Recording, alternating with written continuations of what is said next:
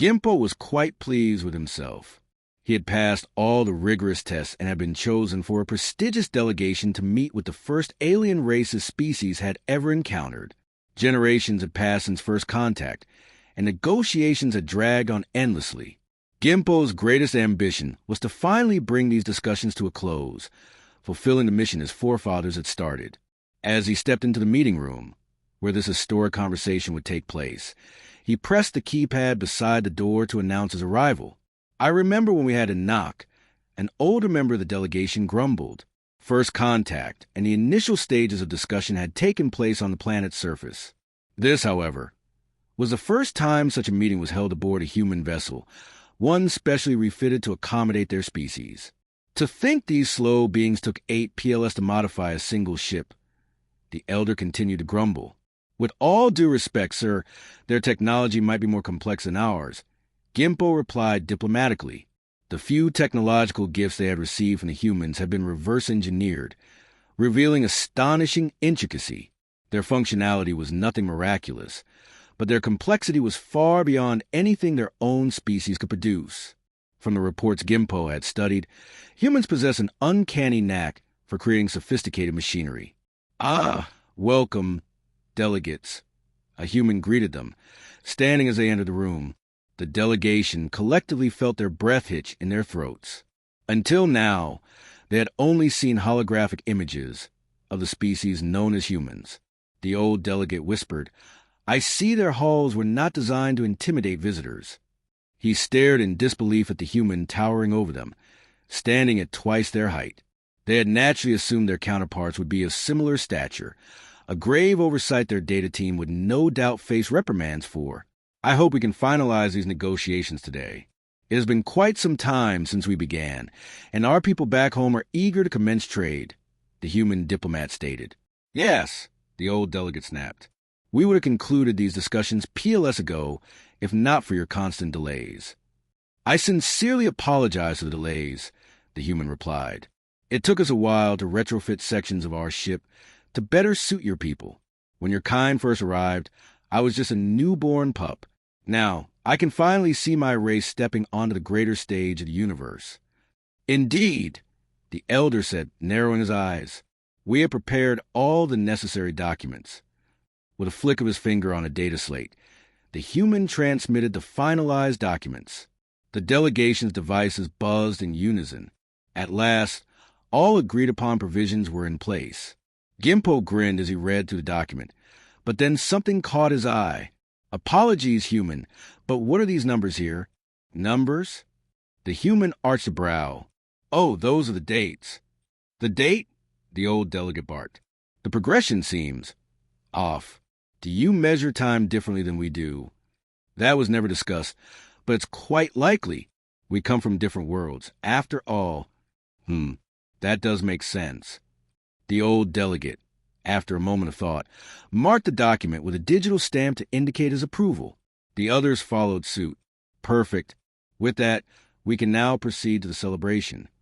Walking over to a wall-mounted device, the human pressed a button, and machines whirred to life, bringing forth platters of cuisine from their homeworld. As the other delegates helped themselves to food and drink, Gimpo found himself drawn to the window, gazing down at the crimson ore that was his homeworld. A view reserved for so very few, but one that would soon become common. "Beautiful view, isn't it?" the human diplomat asked, stepping up beside Gimpo. "Yes, it's amazing. I still remember when we first arrived here. It was breathtaking, watching the cities light up the world at night." Gimpo turned to the human, in confusion. "You mean your ancestors, surely?" "Oh, no. I was part of the crew that first surveyed your world. That was nearly 100 PLS ago." Gimpo's jaw dropped. The celebration fell silent as all eyes turned toward him, his outburst breaking the decorum expected of a diplomat. "I must apologize for my reaction," he stammered. "No need." The human checked his data slate. "One moment. The AI is still deciphering PLS. Seems the term our auto-translators haven't encountered yet." To Gimpo, the concept was absurd. A PLS was a PLS. Every newborn cub understood its meaning by the end of their first cycle. "Ah!" The human's eyes lit up. Now I understand. Gimpo, was it? Gimpo nodded. A PLS is what your species calls a month. Month. Gimpo echoed, realizing the humans had their own term for the unit of time. So, you arrived here some 100 months ago? The human nodded. Yes, we had to take things slow to avoid causing chaos. We gradually contacted your governments, developed vaccines to prevent the spread of new diseases. It's why the process took so long. Gimpo felt a strange sense of awe. Then you must be quite old. The human chuckled. Oh, I do feel old sometimes. I turned 30 last month. Gimpo blinked. 30? But you said you were among those who first discovered us. Oh, my apologies, I meant 30 years. A ping from Gimpo's data slate translated the term. 1 human year equaled roughly 12 PLS. His pulse quickened as he did the math. That means you are 361 PLS old.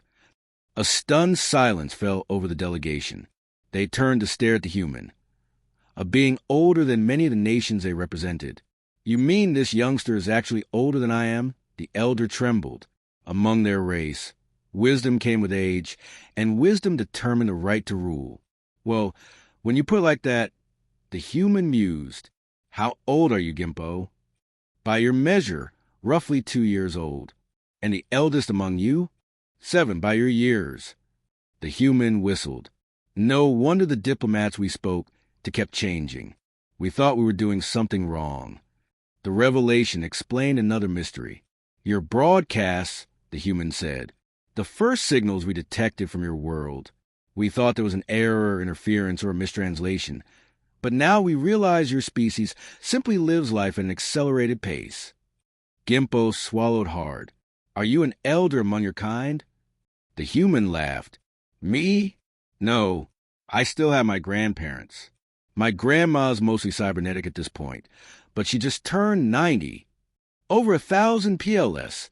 So many generations within a single being. Gimpo whispered, stunned.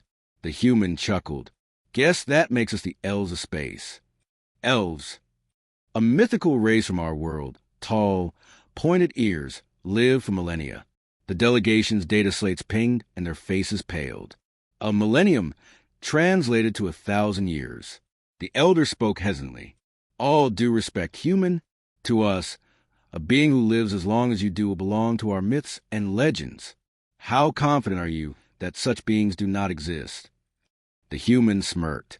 Well, bugger, I suppose we might need to start searching for space elves. Let's just hope they aren't the Warhammer kind.